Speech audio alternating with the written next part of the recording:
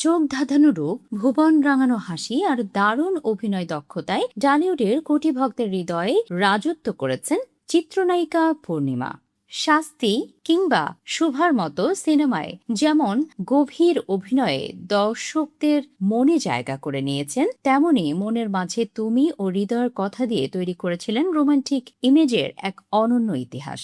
এমনকি ওরা আমাকে ভালো হতে দিল না চলচ্চিত্রে অনবদ্য অভিনয় করে জাতীয় চলচ্চিত্র পুরস্কারও নিজের ঝুলিতে পড়েছেন তিনি। কিন্তু দুঃখের বিষয় হলো, সবাইকে মুগ্ধ করা এই মিষ্টি হাসির নায়িকা দীর্ঘদিন ধরে বড় পর্দায় একেবারেই অনুপস্থিত। কিন্তু কেন? অগণিত ভক্ত ও অনুরাগীদের মনে এখন একটাই বড় প্রশ্ন, কেন রূপালী পর্দায় আর দেখা যায় না পূর্ণিমাকে? কেন তিনি ক্যারিয়ারের সুসময়ে এসে সিনেমা থেকে নিজেকে গুটিয়ে নিলেন?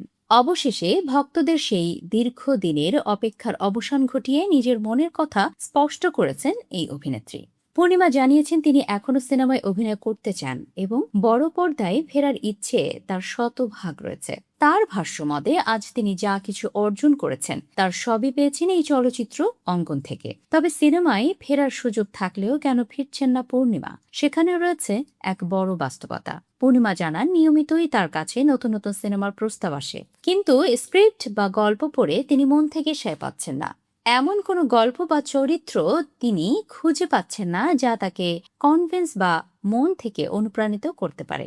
কেবল খাতায় কলমে কাজ করার জন্য তিনি আর কোনো প্রজেক্টে নাম লেখাতে চান না। তো কেমন গল্পের অপেক্ষায় আছেন তিনি? পূর্ণিমা পরিষ্কার জানিয়ে দিয়েছেন, সিনেমা বাছাইয়ের ক্ষেত্রে তার কাছে প্রথম অগ্রাধিকার হলো পরিচালকের আধুনিক চিন্তাভাবনা এবং চমৎকার একটি শক্তিশালী গল্প।